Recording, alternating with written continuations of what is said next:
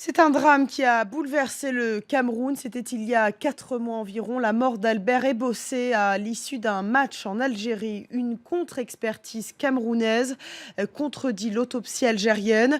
L'attaquant de la JS Kabylie n'aurait pas été tué par un objet tranchant lancé des tribunes, mais il aurait été tabassé dans les vestiaires. Au Cameroun, les proches du footballeur réclament bien évidemment la vérité et la justice. Reportage signé de notre correspondante Coraline Molinier. Peu après le drame, une vidéo sur Internet avait déjà semé le doute en montrant Albert Ebossé s'avancer vivant dans le tunnel menant au vestiaire. Au Cameroun, la thèse officielle de l'accident n'a jamais convaincu.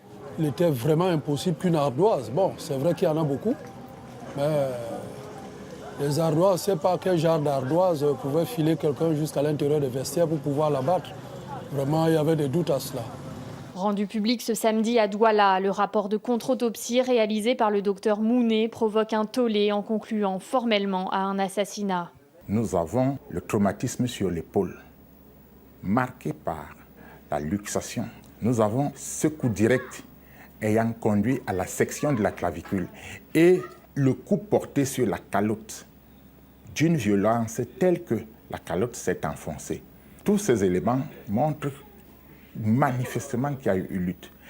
Le projectile, aucun projectile ne pouvait provoquer tous ces dégâts. Choquée par le silence des autorités algériennes depuis le drame, la famille d'Albert Ebossé réclame aujourd'hui justice. Qu'est-ce qui s'est passé en Algérie? Il est mort par comment? Qu'est-ce qu'il a eu? Mon avocat a fait des correspondances, toutes ces correspondances que vous voyez ici, depuis bientôt 4 mois, il y a eu un mutisme total. Je me dis qu'il s'agit d'une conspiration qui s'est faite autour de mon fils. Je ne sais pas pourquoi.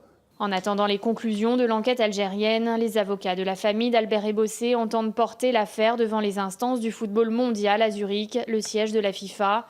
Ils se rendront par ailleurs en Algérie dans les semaines à venir afin de porter plainte contre X pour assassinat.